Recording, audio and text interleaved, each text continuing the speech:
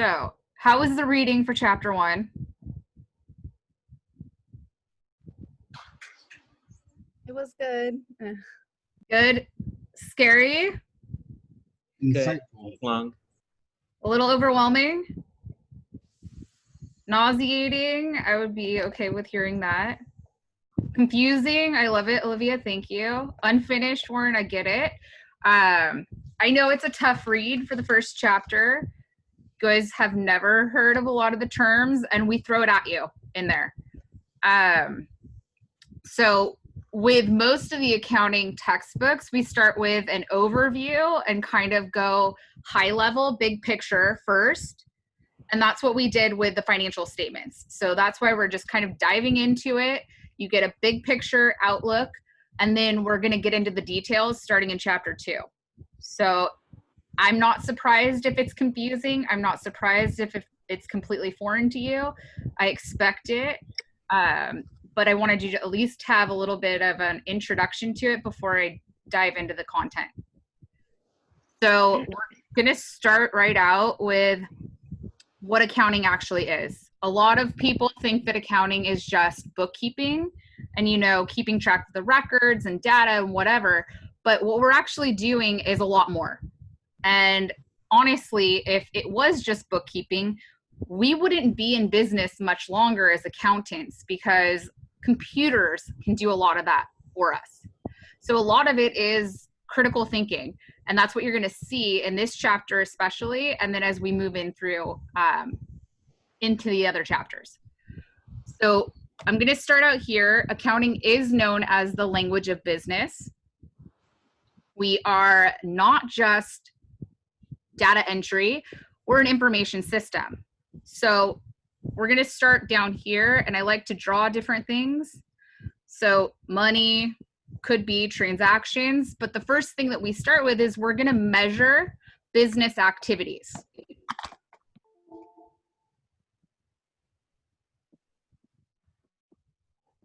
When you think of that term measure, what does that mean to you? Not just in this class, but in general terms. Metrics by which we value things. Yeah, we're going to give some sort of quantitative number to that, right? We're going to give it a number. So we're going to measure the business activities, and then we're going to process this data into reports. So what we do is we say, okay, what happened? What was the business event? Was this a business transaction? Was something given and received by the company? From the company's perspective, if something was given and received, that's a business transaction. For business transactions, we're going to process it and we're going to record that information. And then over time, at the end of a month, we're going to process that data into reports. At the end of the period, so at the end of the month, the end of a quarter, which is 3 months of time, and at the end of a year at a minimum, we're going to actually communicate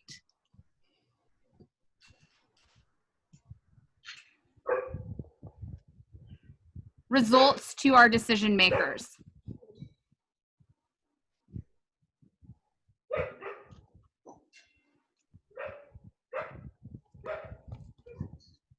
So what I drew over here was just the financial statements. So we have our income statement, revenue, expenses, net income, statement of retained earnings, beginning balance retained earnings plus our net income minus our dividends gives us the ending balance retained earnings.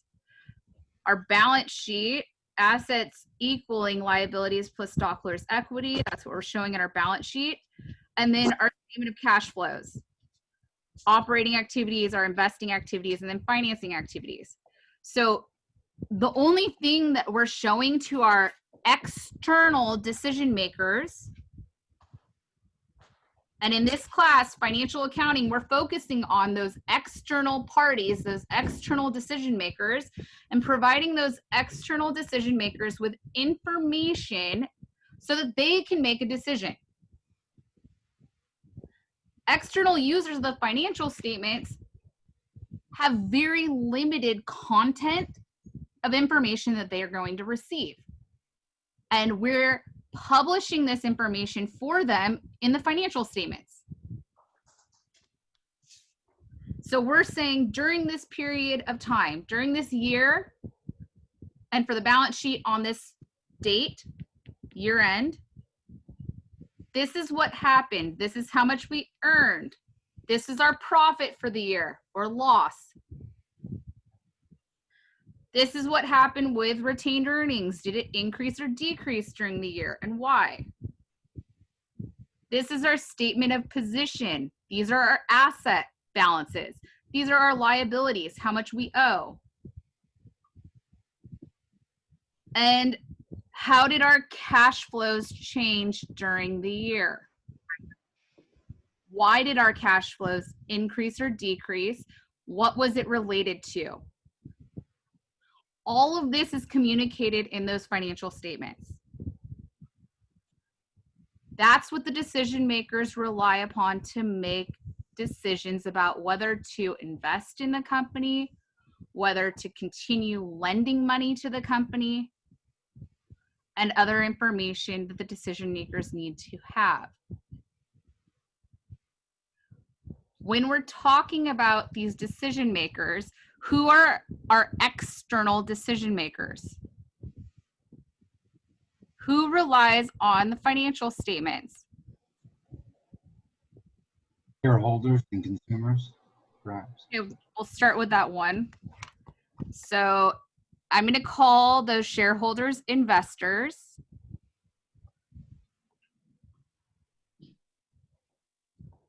AKA shareholders, also referred to as stockholders. Investors are owners in the company.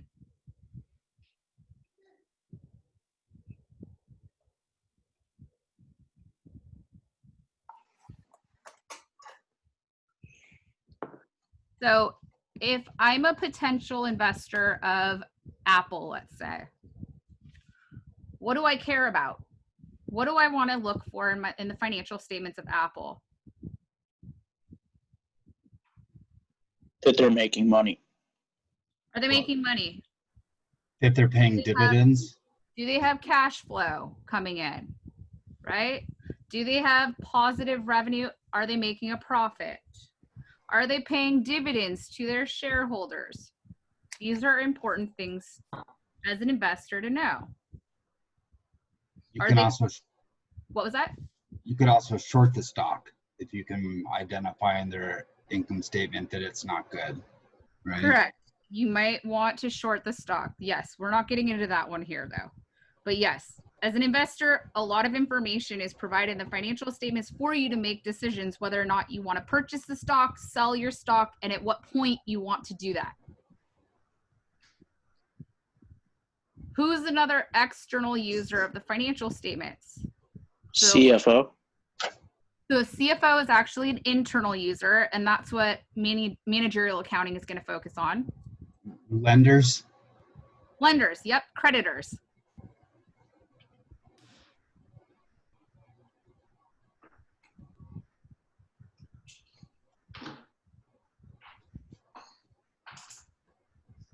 Right, so creditors are providing cash, right, in the terms of borrowings. What are lenders looking for? Returns with interest. Yeah, can this company make their principal, which is the amount that you're lending to them, principal payments on time? And can they afford to pay the interest? How is their standing? How much debt do they have? Are they leveraged too much in debt? Do they have too much in borrowings already, where they're not going to have ample cash flow to pay the interest payments and pay the principal payments on time? The 2008 debacle and the economic impact from that, lenders were lending money to parties that did not have the cash flow that they were allowing them to borrow for. And they did that to them. Those bankers were not doing well for those individuals. And they were the ones that are supposed to make sure that people have enough income to debt ratio to borrow more and to borrow to the amount that they're lending them, and that they can afford to actually pay for that mortgage monthly. Who else is an external party? Government agencies. Government agencies.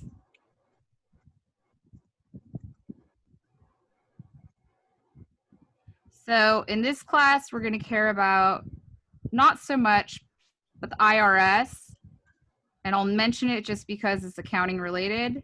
The Internal Revenue Service, what do we care about and why do they care about the financial statements? Everything. See if we're paying taxes. Yeah, they want to make sure that you're actually paying the taxes that you owe based on your earnings. The party that we're going to care about in this particular chapter is the SEC, which is our Securities and Exchange Commission.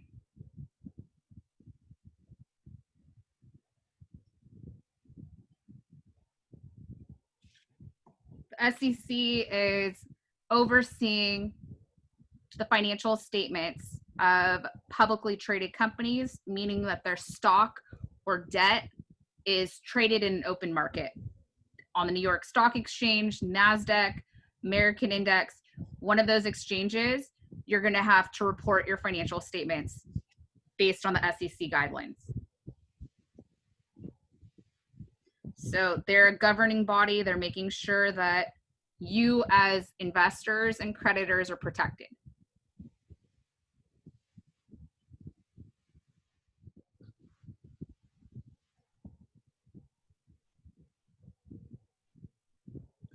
Correct, the 10K. The Form 10K is their annual report. So, Yes, Terry. what about like credit rating companies? Are they essentially like glorified accountants that look at their filings and decide, hey, these guys are AAA or AA, and then we use that kind of like the credit reports? You know, you got like Moody's, S&P 500, and stuff It's like not that. glorified accountants, it's different, and they're making sure that like the debt, they're kind of downgrading or upgrading the debt and the investment quality. So depending on what the quality is, the interest rate can increase or decrease depending. Right. So it's similar, but they would kind of classify, they're not governmental agencies necessarily, but they would kind of classify down there. So they're probably in cahoots with all the big investment banks that were doing Not this in stuff. cahoots. It's going to be separate. Okay. And then the last one, individuals are going to use it as well as nonprofits. So nonprofits are using the financial statements. They have to rely upon financial statements, the information that's in financial statements to make decisions.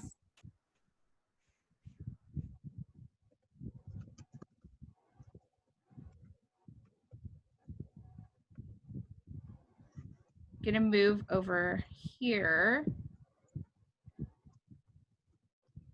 to I have the, a question. yes, How ma'am. do nonprofits figure into external decision makers for a large company, say for example, Apple? They're not gonna be part of that. Okay. Yeah. Okay. All right.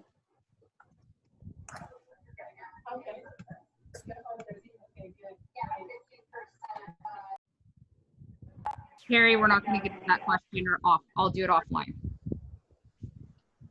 Okay, for the flow of accounting information, the very start of our accounting process and starting the function of our information system is it starts with people. People make a decision. Can you guys mute yourself, please, if you have background noise? For me, I'm making a decision. I'm going to start a lemonade stand. Okay. I'm going to sell lemonade. I'm forming my business. I made a decision to start my business. I invested in the lemons, bought some sugar, water, set up my little stand, right? What am I hoping to do with that decision? Why am I starting the business? Make Make money. money. Hoping to make some money, right? I want a profit and hoping for the cash flow to follow with that profit. Okay. This is all well and grand. Then a business transaction has to occur. So I'm giving you an example of a business transaction. So I'm over here. I'm the owner of this business, right? I have a customer. The customer has decided to buy lemonade from me. That customer, in order to receive the lemonade, has to give me what? Money. Some sort of currency, right? So cash usually to lemonade stand, but maybe Venmo at this point in time, right? I'm giving the lemonade and my customer is giving me payment, cash. So a business transaction has occurred. I've given something and I've received something in return. At the end of the period, we're going to report all of those business transactions that happened. And we're going to report those results in the financial statements. So let's say for a month of time, I'm going to take all of those business transactions that happened throughout that month. I'm going to summarize those transactions for the month in my financial statements. What do I do with those financial statements? Do I just leave them there? Or what should I be doing, internally or externally? As an internal decision maker or an external decision maker? Do I just report the results and that's it? No, review. Yeah, we're going to evaluate what happened, right? So we're going to look at what happened during the period and we're going to make a decision based on what happened during the period and move forward with that. So the whole flow of accounting information starts and it ends with people making decisions.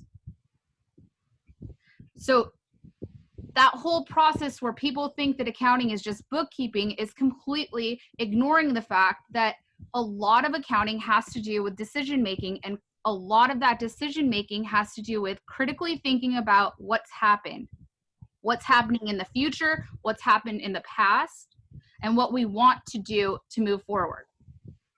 I think that this whole coronavirus time period has really helped us to kind of think, okay, where's my company moving forward? How can I move forward in this environment? If I'm a restaurant, what did they have to do during the last 6 months or 5.5 months? Fire a bunch of people. Probably close. If you were just thinking immediately, you fired a lot of people, but what should they have been doing? And what some of them, Figuring out a way to still make money. figuring out a way to still make money, figuring out a way to survive, transitioning from operating mostly as a service in-house, right, to how do I provide my goods, my food, my beverages to my customers outside, right?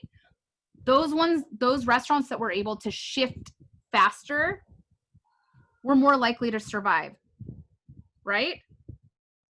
They brought their staff back faster. You have to adapt and you have to look at what environment you're in currently, what environment you're going into to figure it out.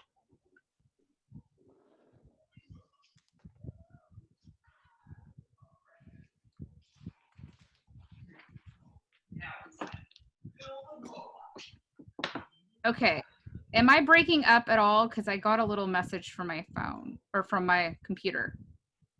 It's a little bit on my screen. What was that? Just for a few seconds, but it fixed itself. Okay. So we're gonna shift gears. If you need a little bit of energy, stand up, because what we're going into are the underlying accounting concepts, assumptions, and principles. This is dry, I'm not gonna lie. But in my personal opinion, if you don't understand these concepts, assumptions, and principles, going into the financial statements and learning everything that you're gonna learn in the next 10 chapters is basically worthless. So what I'm going to start with is describing our two governing bodies of accounting. So Financial Accounting Standards Board and the International Accounting Standards Board, so FASB and the IASB, are our two governing bodies, non-governmental agencies. These are run by accountants, and they both form their own version of accounting principles. Prior to 2000, the International Accounting Standards Board was not even around. Every single country had their own version of accounting principles.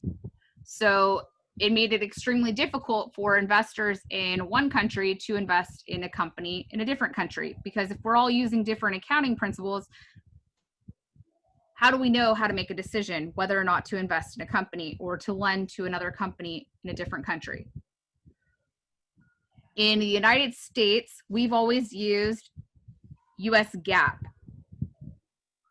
generally accepted accounting principles. We still use US GAAP, and for the foreseeable future and probably indefinitely, we will be using US GAAP. There was a period of time where about 15 years, we thought that we would all be shifting over to and converging with the International Accounting Standards Board standards, which are IFRS, the International Financial Reporting Standards.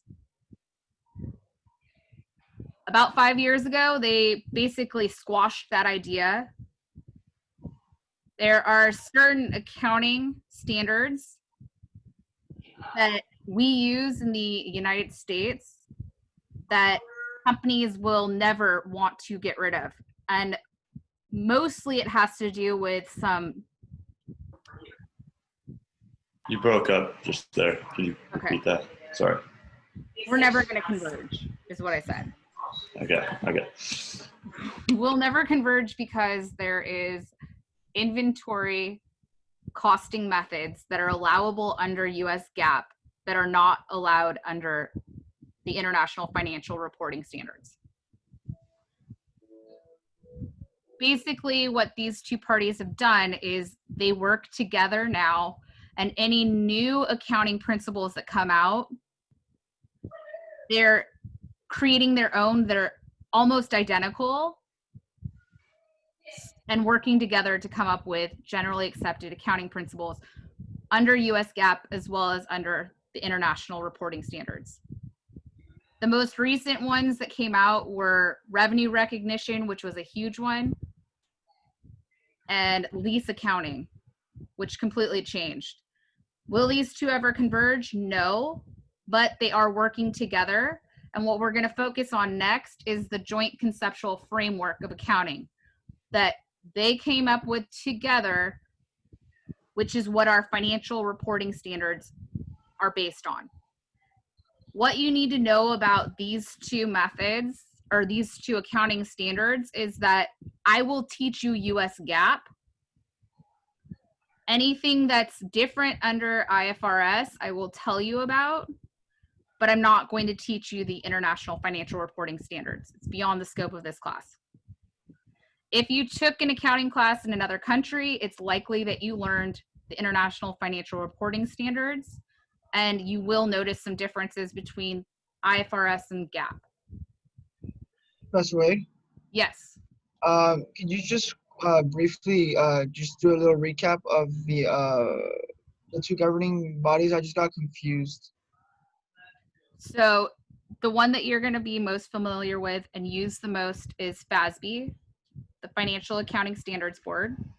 Okay, That's the US based one. got it. FASB establishes US GAAP. The International Accounting Standards Board is for pretty much all other countries,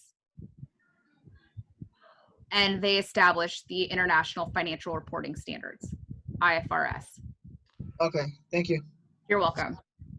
Now, if an entity or a company wants to sell their stock or their bonds on a US market, they have to use FASB. US GAAP. So anything that you're seeing on the SEC website, all of those Form 10Ks, the annual reports, are going to be under US GAAP.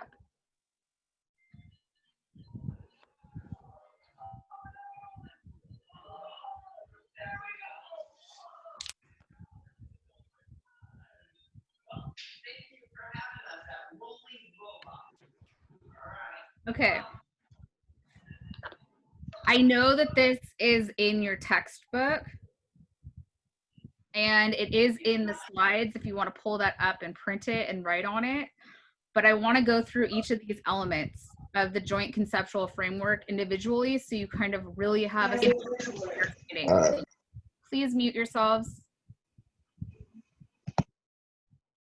So what I'm going to do here is we're going to take a 10-minute break to allow you to have some time to write down some information, and also just to stretch your legs and get some energy before we go into the joint conceptual framework. So I'm going to pause the recording. If you have any questions, let me know. If you want me to go back up, also let me know.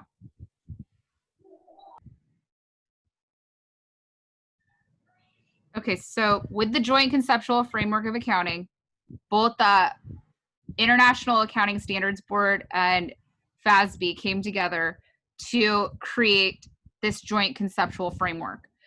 FASB alone years ago had something very similar to this. So a lot hasn't changed, but basically what this joint conceptual framework is it's providing our basis for what we're providing and how we're providing this information in our financial statements. So all of it comes down to the financial reporting standards. So in our joint conceptual framework, we have our objective, which is to provide financial information that is useful to existing, and this is key, existing, meaning we know who they are, investors, lenders, and other creditors, in making decisions about providing resources to that entity. So lendings usually, or investments from those investors, cash flow. Within this joint conceptual framework are our fundamental qualitative characteristics, which are our must-haves, what we need to include in our financial statements, our enhancing qualitative characteristics, which is just making that information easier for our users to digest. And then we always have constraints, and our constraint is weighing the cost versus the benefit.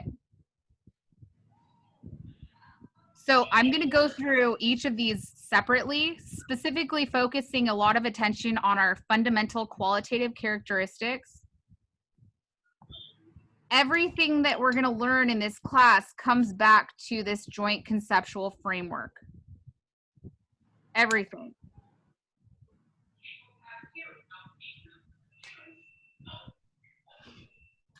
So relevance.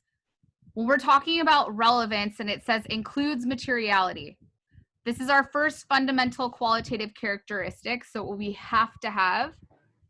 And relevance means that it's capable of making a difference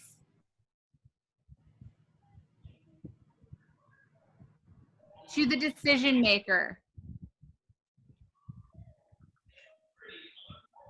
So we're providing only relevant information, meaning we're providing information that is going to make a difference to our decision makers, and we know who our decision makers are. It's our existing investors, creditors that we have the company. So we know what decisions they need to make, so we know what type of information to provide them with.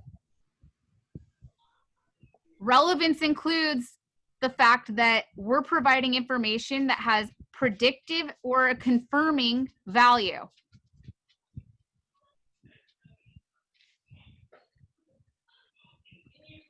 So predictive meaning that we can estimate how much revenue we're going to earn from this contract, or estimate how much we're going to expect in cash flows from these specific customers. Confirming meaning we can go back and we can verify this information. We can go back to a contract, we can go back to a receipt, a bill of lading. There's evidence of this information. We can confirm that value.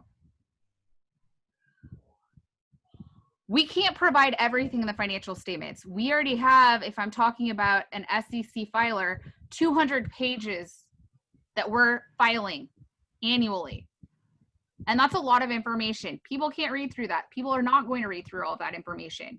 So we're only going to provide relevant information that's material.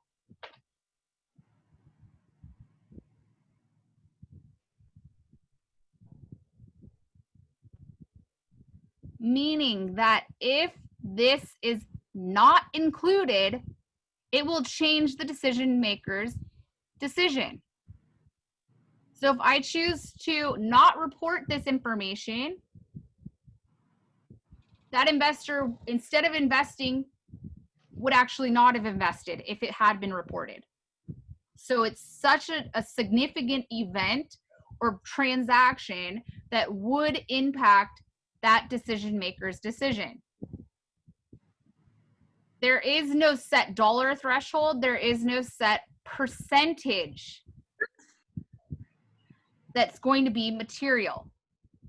I can't say that a transaction that's $1 million is going to be material for every single company. I can't say that something that's 10% of a transaction is material for every single company. Materiality is dependent on quantitative as well as qualitative factors for each individual company in each individual reporting period. But I can give you an example. So over here, let's say I have Coca-Cola, and in 2019, they reported $37.3 billion in revenue. That's billion, not million. And they reported net income of $8.985 billion in 2019. Huge company. You go around the world, people know Coke. Versus a company that's a smaller operation, mom and pop Coke company, $5 million in annual revenue for 2019, $1 million in net income for 2019. So let's say that Coca-Cola had an error of $500,000. Revenue should have been $500,000 higher. And let's say that that mom and pop Coke company also had that $500,000 error. For Coca-Cola, is $500,000 error higher or lower? Doesn't matter. Is it material?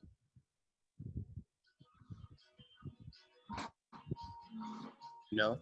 No, Not at all. It's like rounding pennies off. They're in the billions.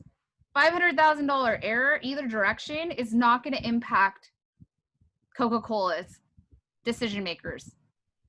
These decision makers were either investing or not investing. $500,000 to them is nothing. It's not material to Coca-Cola. It's an unintentional mistake. It's an error. If it was intentional, that's different. It could be material in that case. But for Coke, $500,000 is not even a rounding difference in their financial statements because they're rounding way, way higher than that. If that, yes. I'm a little off by what you mean by material. Is it going to make a difference to the user, the decision maker, if you include it or you don't? Okay. So if you purposely don't include some information because you know it's going to make a difference to that user, that's an intentional deceit, and that is material. If you accidentally don't include it, then it could be material depending on what type of a company you're looking at and the size of the company. Thank you. You're welcome.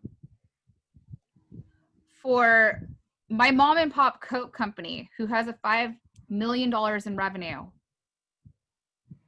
a $500,000 error, let's say that revenue was actually $500,000 less. So instead of being 5 million in revenue, they actually should have reported 4.5 million in revenue. And what would happen to net income? It would have been reduced further. It would have not been $1 million in revenue, but it would have actually been $500,000 in net income. Would that make a difference? If that wasn't reported, would that make a difference to that mom and pop Coke company? Huge difference. Yeah, it's a huge difference. That's 500,000 is 10% of their revenue. And it's half of their net income. That's a huge difference to that user. And if you went even further and you said that was $1 million error, what would happen is they would reduce the revenue from 5 million to 4 million, and then you would actually have zero net income. So the size of the company does matter, and the intent behind the error, if it was intentional or was it not intentional. Because if it's intentional, it's not an error, it's fraud. And fraud is always going to be materially relevant. Question, Professor Wade. Where in the financial statements are like corporate stock buybacks, generally speaking? Or is that just, does that get hidden? No, it's not. It's in the footnotes. Okay. And you can also see it in the stockholders' equity statement.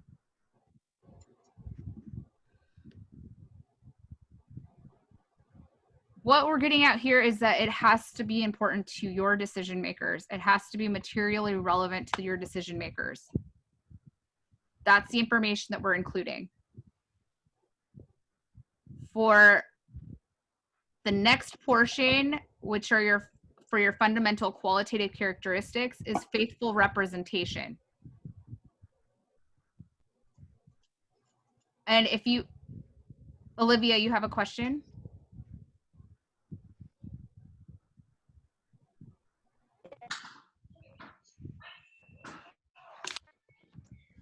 What are we doing? Liv, do you have a question? Okay. For faithful representation, we're enhancing the reliability of this information. So we're faithfully representing that this information is complete.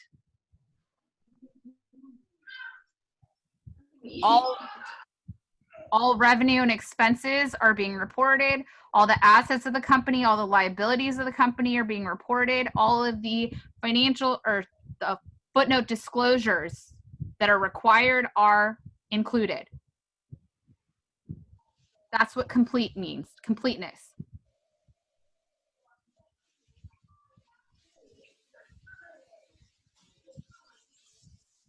For information is complete, it's neutral.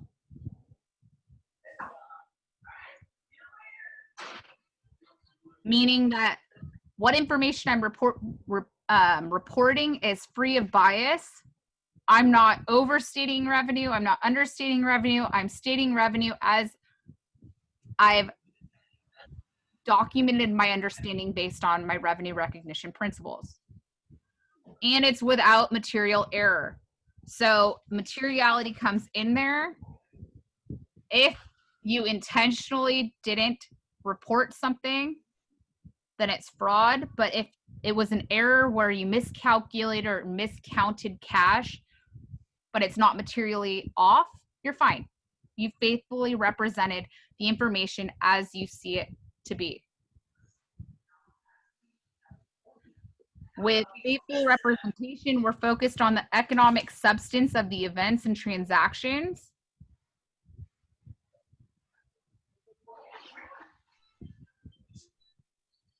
Okay. And it's increasing the reliability of that information that's provided. Liv, question.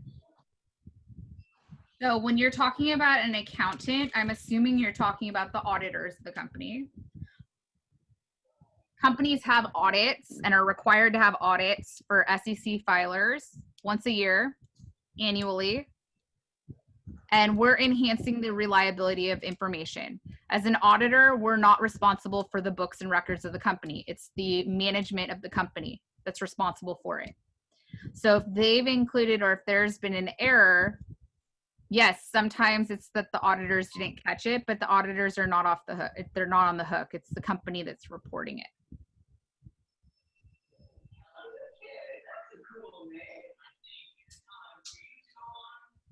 Privately held companies still report it, but they don't report it publicly.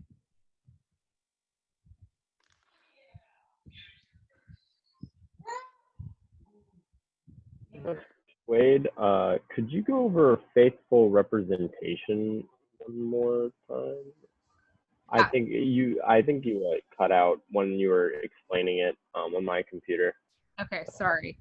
So information is complete, meaning we're including all of the revenue earned for the period. We're including all the expenses that were incurred during the period. The assets, all of the assets of the company are reported, and all of the liabilities of the company are reported. We're including all of the required footnote disclosures. It's complete package of information that we're providing to the users. That information that we're providing is neutral. We are not biased in our recognition of revenue. We're not biased in our calculations of expenses. We're providing this information that's neutral, and it's being tested by those auditors. And it's without material error. So you could faithfully represent a set of information, but it could be materially misstated, which we would have to refile, restate the financial statements. But what we're saying is, if it's an unintentional error and you still have it, you've still faithfully represented that information. Okay. And it's increasing the reliability. You can, as an end user, rely on this information because it's complete and it's unbiased. And it should be correct. Okay. Thank you. You're welcome. For our enhancing qualitative characteristics,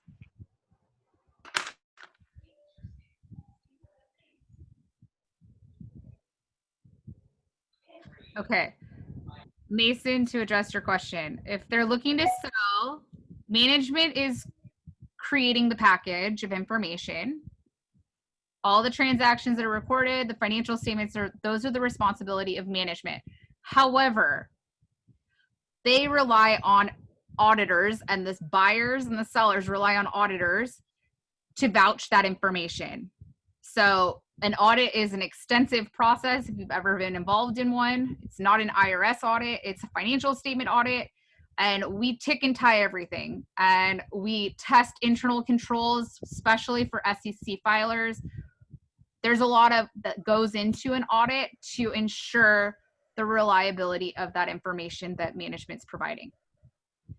And some of how we get there is from below. The enhancing qualitative characteristics. No problem. So our first enhancing qualitative characteristic, which is our nice to have set of information, is comparability. So comparability has to do with two things. It means that the financial statements, which include the footnotes, are prepared first so that you can compare the same company, Apple 2019 to Apple 2018, and you can see, and they're reported under the same standards. Revenues recognized the same, expenses are incurred the same, and all of our recognition for different assets that we have and liabilities are all going to be recorded the same for both years. So I can compare these 2 years side by side and make an educated estimate of how the company is doing year over year. For SEC filers, in the income statement, they're reporting 3 years of information. The most recent year and the 2 years past. So if I'm looking at a calendar year end company, the most recent year end for them is December 31st, 2019. So they would report 2019, 2018, and 2017 income statement data. Revenues, expenses, and net income for those 3 years. So you can see trends of what's happening for those companies over a period of 3 years. Privately held businesses only report 2 years of information for the income statement. The balance sheet shows the most recent 2 years, year-end dates, for the past 2 years, not 3 years.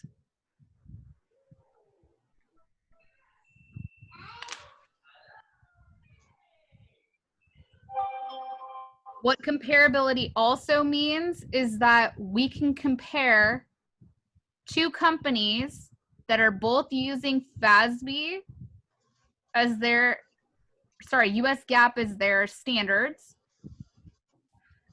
in the same industry and compare their financial statements and make an educated decision as to which company is performing better. So I usually use Nike compared to Under Armour, and I can compare those 2 companies because they're the same industry and make an educated guess as to how they're doing compared to the other, because they're both using the same standards, they're reporting the same way.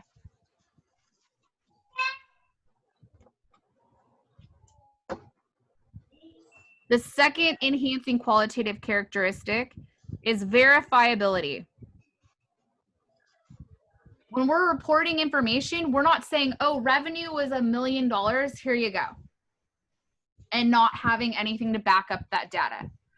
If you know anything about what happened to Enron 2000, that's what Enron was doing. And Enron had bought out basically everybody that should have been checking. The checks and balances were basically bought off. But in order to ensure the reliability and accuracy of the data, we have every single transaction that's recorded is verifiable, meaning that we're able to check for accuracy, completeness, and reliability.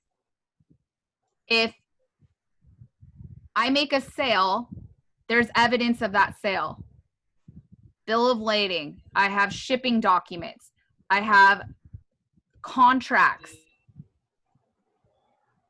there are receipts, there's evidence of that sale. If I have a purchase of an asset, there's evidence of that asset being purchased. We know how much was paid for that asset. All evidence is verifiable, and as an auditor, that's what we're really doing, is we're checking and verifying the information that's being reported. For the next enhancing qualitative characteristic is timeliness. Transactions that happened 10 years ago, that's like foreign history. That's like 100 years ago in financial terms. Transactions that happened 3 years ago is old history for financial statements.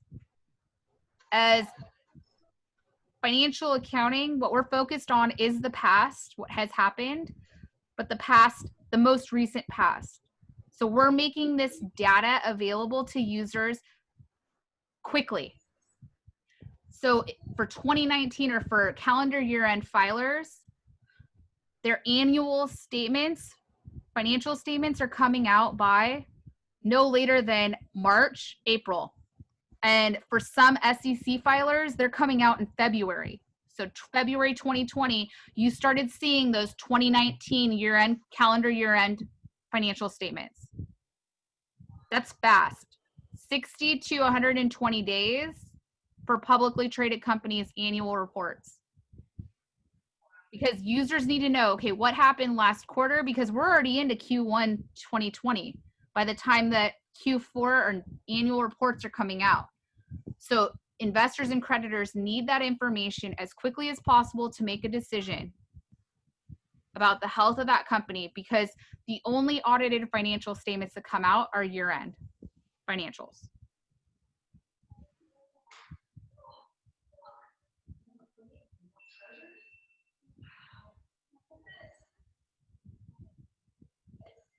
For understandability, we're not talking about whether or not a kindergartner or a first grader or a high school student can understand the information that's being reported. We're saying, can educated business professionals who work in this field understand the footnote disclosures, the transactions as they are reported, the events as they're reported in the financial statements? Is it clear, concise, and to the point? We don't write 3-year or 3-page long transactions in those financial statements. We're going to write the economic substance of the transaction as clearly and concisely as possible so that the end user, our decision maker, can make a decision. Can you read it and do those footnotes make sense? That's what understandability means.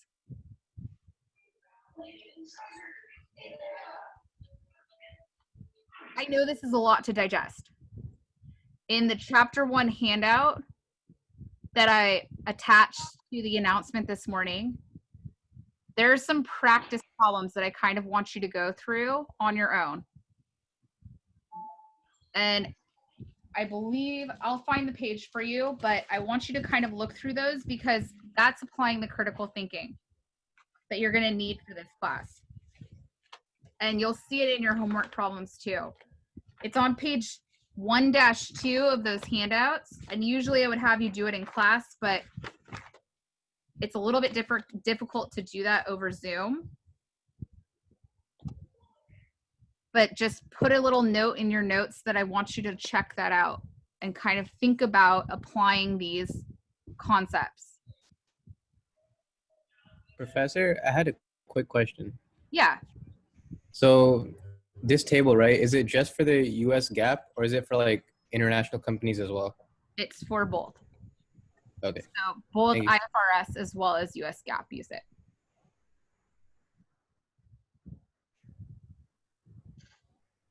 Is it bringing up for anybody else, or is it just Liv? It's been good for me. Okay.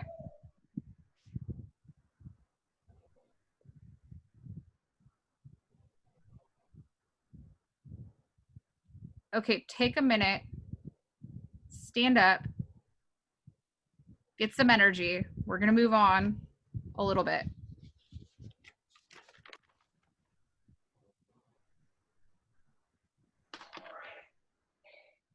Liv, it happens to all of us.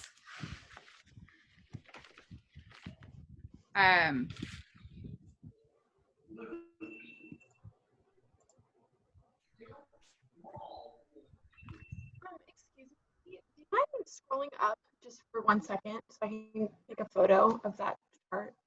Absolutely. Thank you. You're welcome. Okay, I got it. Thank you so much.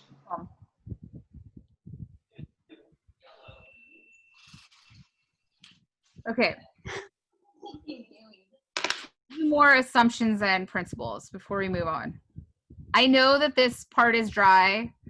I don't go over the theory as in depth in other chapters, but chapter 1, in order to understand the financial statements, you have to understand the theory. And that's why I'm going over it. For the assumptions on this, what was that?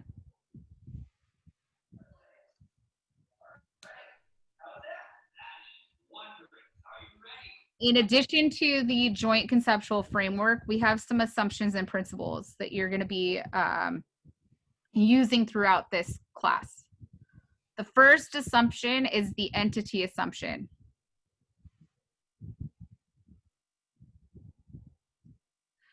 Entity assumption is that we feel that a business is a separate economic unit. So if I have different store locations, if I have 10 different store locations, each of those 10 store locations are considered different economic units under accounting. And we're going to keep revenues, expenses, assets, liabilities separate for each of those entities. And at period end, yes, we'll consolidate them, but we're going to keep each of those entities' accounting transactions separate.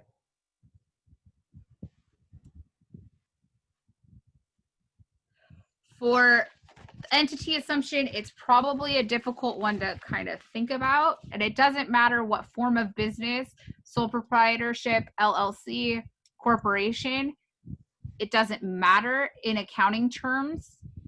So it's different from legal terms than accounting terms. But from an accounting perspective, we don't care what type of business you have formed.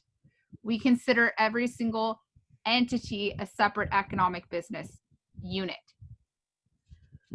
So I'm going to give you an example. And here's me. I'm a business owner. I decide to start a business with one location.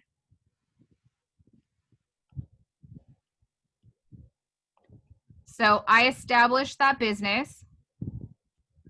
And what the entity assumption means is that how many entities do I have here? If I start a business, I have me, myself, and I, my personal entity, and I have my business, my one location.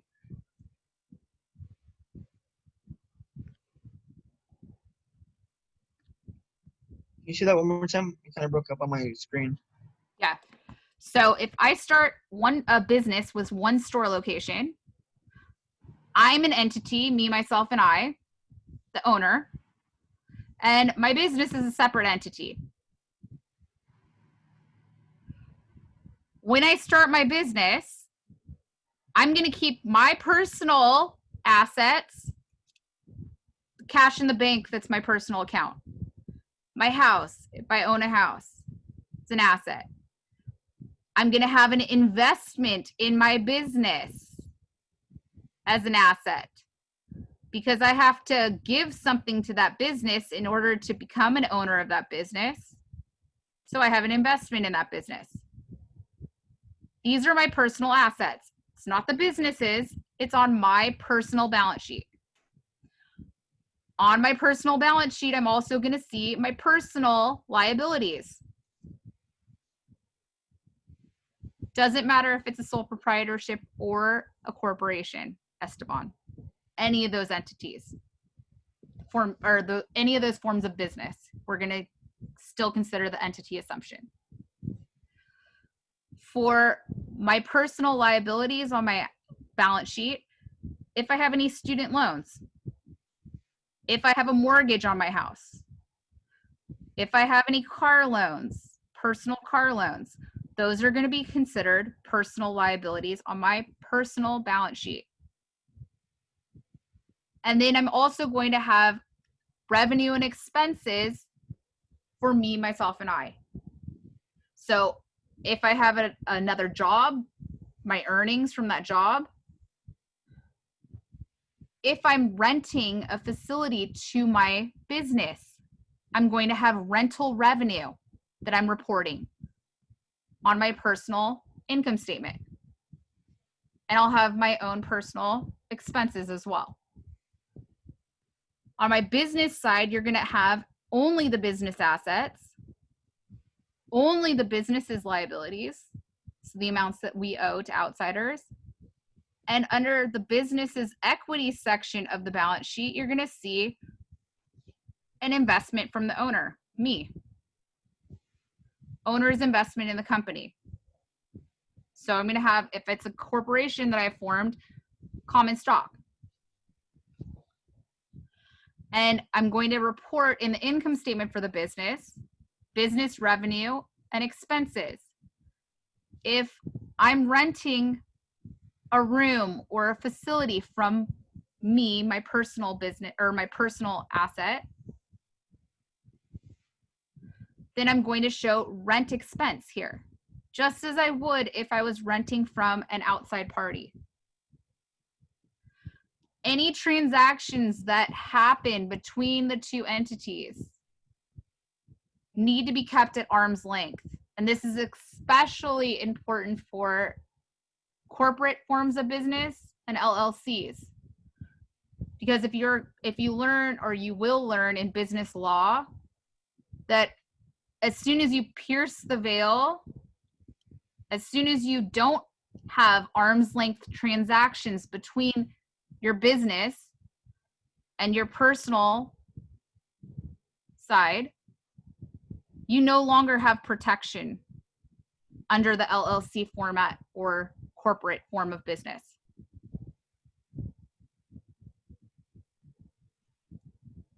Warren, what do you mean income that flows through?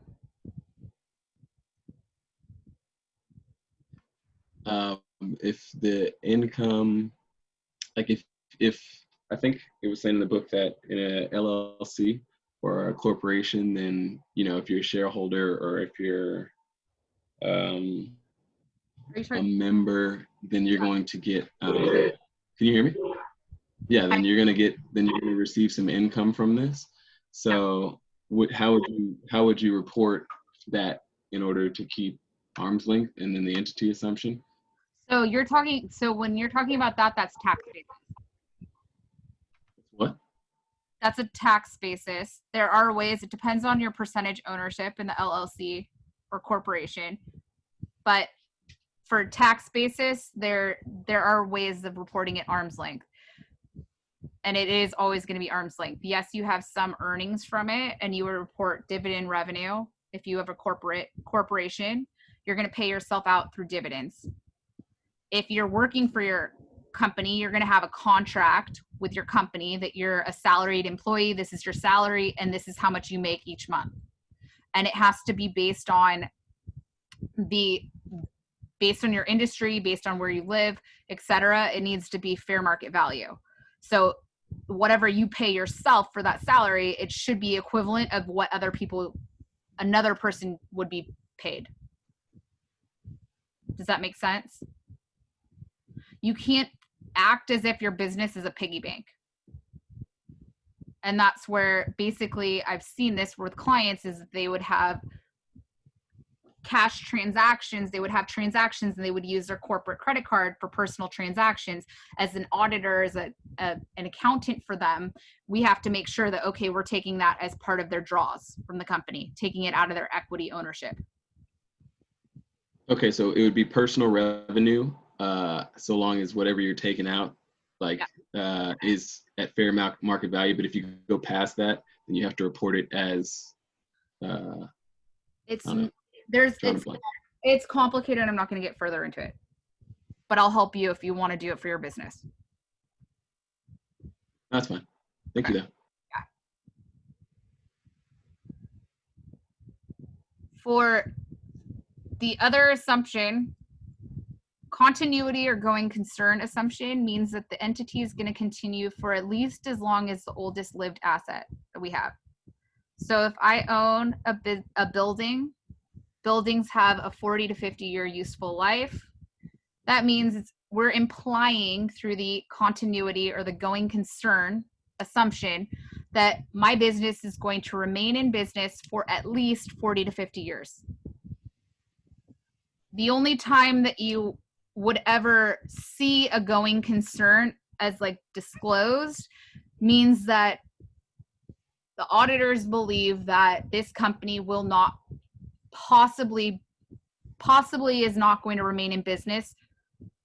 It may file for bankruptcy. It may go out of business for X number of reasons during the next year. So if you don't see anything about a going concern, then you have no problems. But it's basically a red flag that the business possibly could be going out of business. With the continuity or going concern assumption, if it is a going concern, it's possible that the assets are going to have to be reevaluated to what the fair market value is on that date.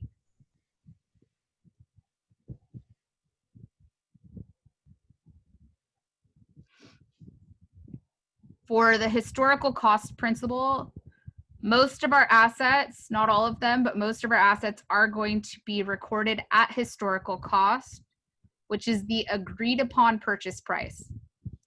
So there's evidence, there's a receipt, there's a contract that shows how much we paid for this asset on the date that we purchased this asset.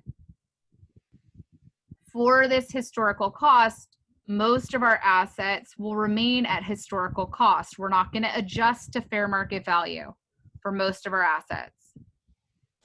The only time we would adjust to fair market value for some of our assets is if there is a going concern.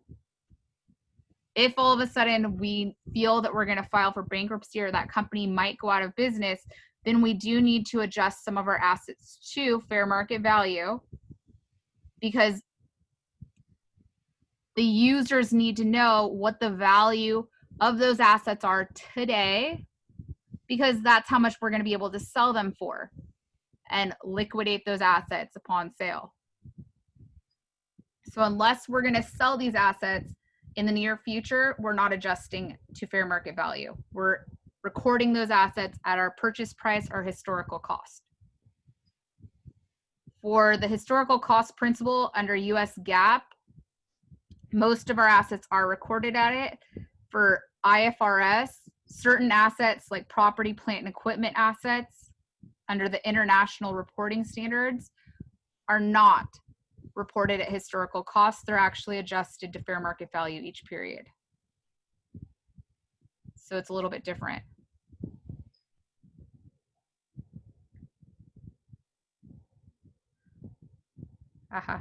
Okay.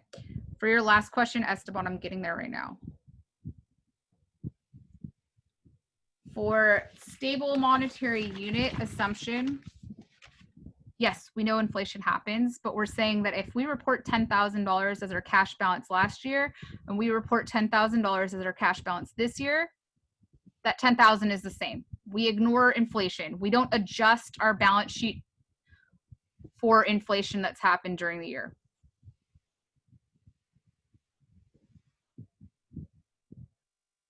Fixture or furniture, fixtures, and equipment is a type of property, plant, and equipment asset, yes.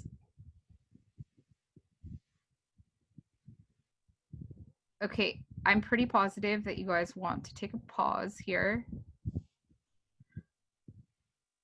Do you have any additional questions on this?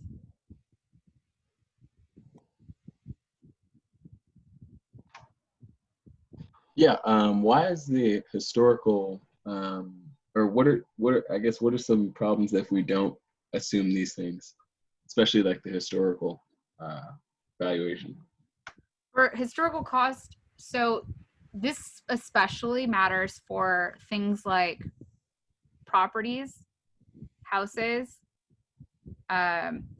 because most businesses are not investing in properties for the short-term gains. So most businesses are not in the development business, right? They're not purchasing a property to flip it and make a profit in the short term.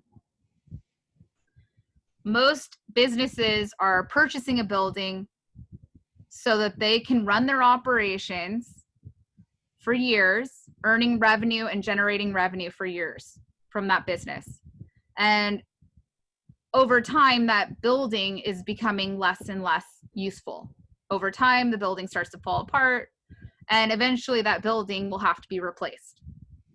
So to adjust that building to fair market value at every reporting period, and if I'm talking quarterly financial statements, that's every 3 months, getting a fair market value and adjusting it and reporting gains and losses in the income statement, it wouldn't be a fair representation of what's really happening. Because if this company has no intent to sell that building for 50 years, then that building shouldn't be reported at fair market value. Because especially with real estate, property values are constantly fluctuating.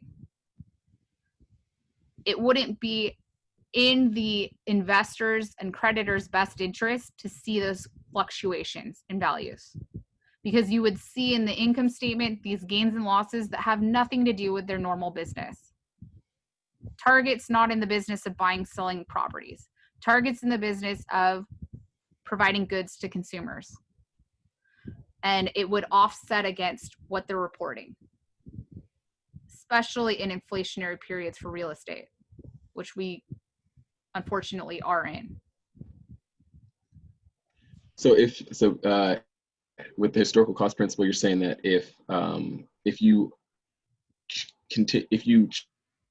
change the value, or if you change the cost of the asset from report to report, then it would kind of you would have to report like earnings or losses that weren't relevant to, that aren't really there.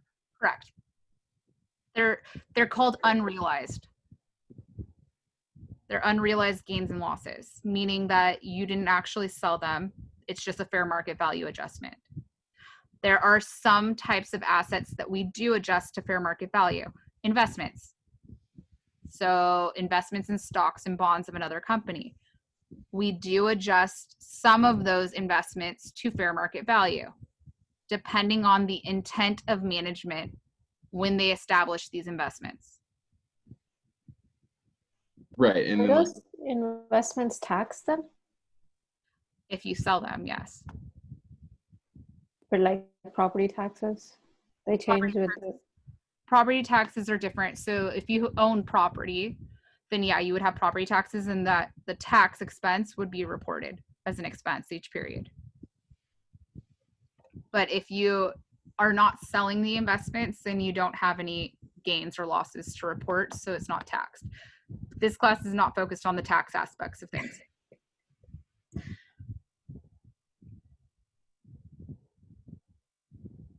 What happens if we... Long-term investments are reported in the balance sheet, Terry. Warren, you had a question? What happens if we don't assume continuity? So if we didn't assume the continuity assumption, that means that we would essentially have to report fair market value every single reporting period. Now, a lot goes into that going concern. I've only had one client that we've actually had to report a going concern for. And it was a nonprofit. This particular company relied solely on a government contract, and it was highly likely that they were going to be losing that government contract in the near future. And it would have been within the year. And it needed to be reported. Most companies, even startups, are not going concern because they have financing, they have funding coming in, and they're in a growth period. But a lot goes into it to determine if it's a going concern. We're basically implying that when we're reporting our financial statements that they will be remaining in business for the indefinite future. So what's the difference between what's the major difference between historical cost and continuity? Because it seems like continuity just sort of infers historical cost. Completely different. Continuity is assuming that we're going to remain in business. Historical cost means how we're valuing our assets. If there is a going concern, if we believe that the company is not going to continue on, then we have to adjust to fair market value. Then it kind of overrides the historical cost principle.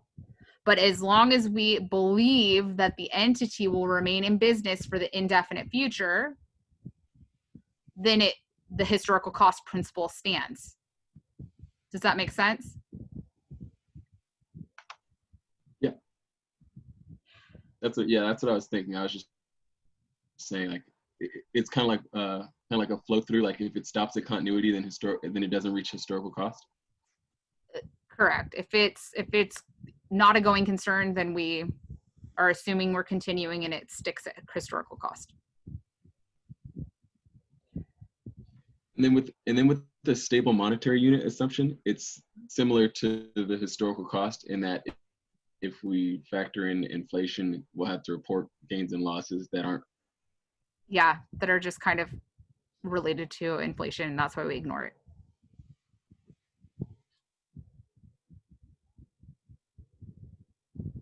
Is there a continuity for like the dollar? No.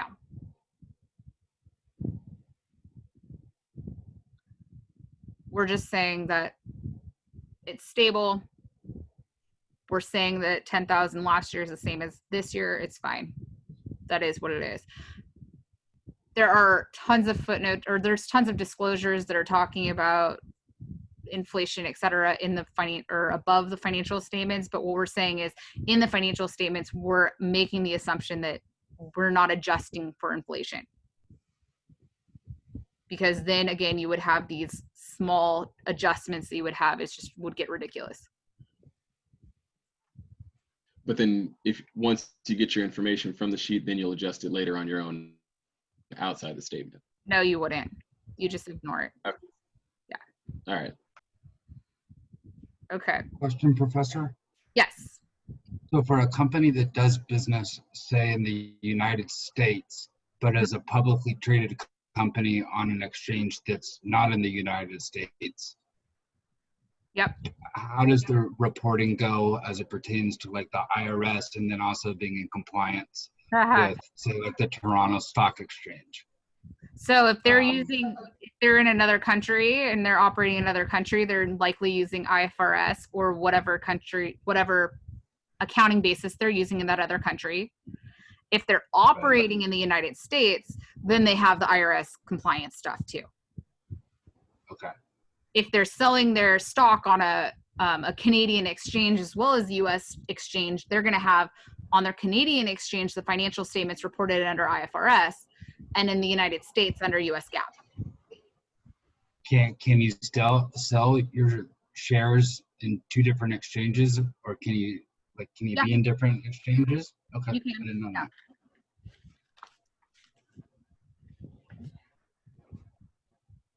Okay, I have to leave in about 8 minutes to pick up my daughter, and this is the only time that I will ever have to do this. But I want to jump into the accounting equation really fast. The accounting equation, it's not that complicated when you think about what's included in it. And it's a very easy mathematical equation, but it really is the basis for everything that we do. The accounting equation will always remain in balance because of how we record transactions. Everything we do will maintain the balance of this accounting equation. So we have three key parts of the accounting equation: assets, liabilities, and stockholders' equity. Assets will always equal liabilities plus stockholders' equity. If I have a transaction that impacts an asset, I'm going to have an equal transaction or equal impact on either liabilities, stockholders' equity, or an offsetting asset to maintain that accounting equation. I'm going to get into the definition of assets, liabilities, and stockholders' equity, and the details we'll go through next class. Assets are economic resources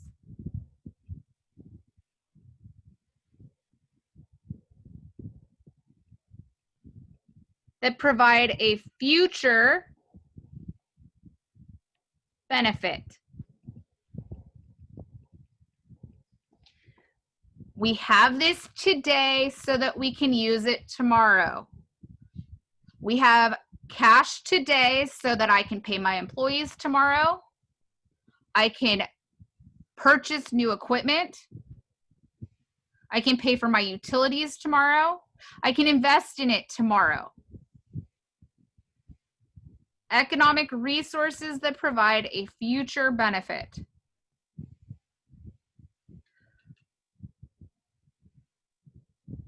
These are what we have for the company to use. Two things are taking it. Two leeches are coming at our assets and using our assets. Liabilities, which are debts payable to others. Payable, when you see the term payable in accounting, that means it's a liability. Boom, you know it. Amounts that we owe to others. These are amounts claimed by outsiders. Individuals and parties that are not a part of our company, not a part of our consolidated companies. These are creditors. These parties have lent money typically to our company. Sometimes they've allowed us to make purchases in advance of paying for them. And they've extended this credit to us, and we're eventually going to have to pay it back. And sometimes we have to pay it back plus some interest.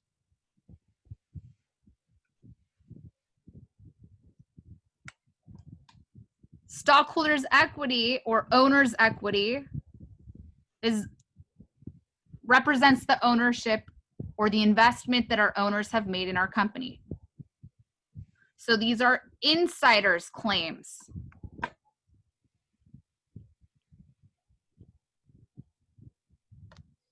To the assets of the company. When you see the term equity in accounting, that means ownership.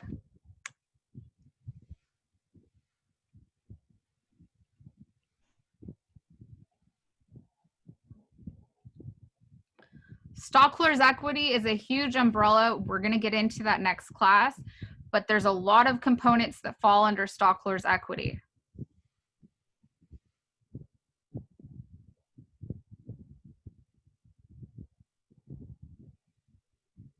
Before we head out today, I just want to go through some examples of assets. So I've mentioned one asset. It's the most liquid asset that we have, meaning it's already cash. How quickly we can convert this asset to cash, liquidity, cash.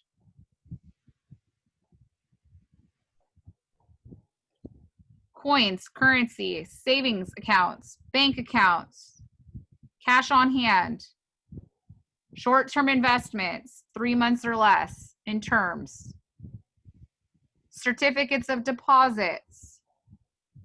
These are all examples of cash.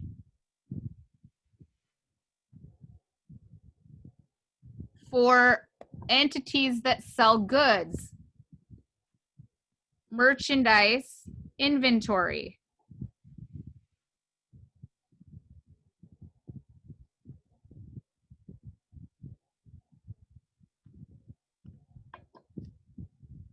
So inventory is an example of an asset. Goods available to be sold.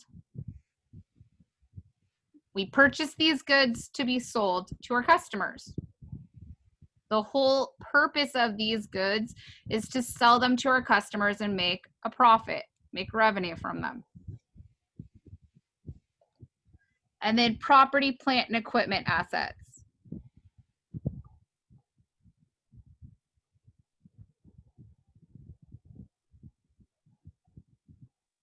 PP&E.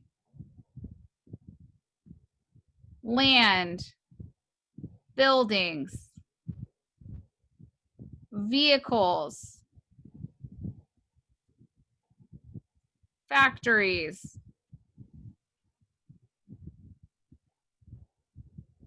computers.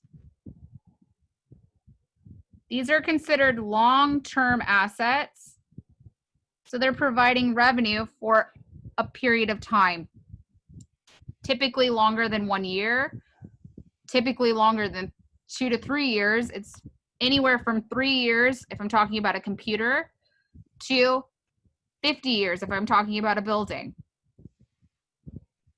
And the intent with these long-term assets is the generation of revenue, generating revenue over the period of time that we own these assets, over their useful life. We're investing in these assets for that revenue that we're going to earn over the useful life. There are a ton more assets that we're going to talk about, but for now, that's kind of a start.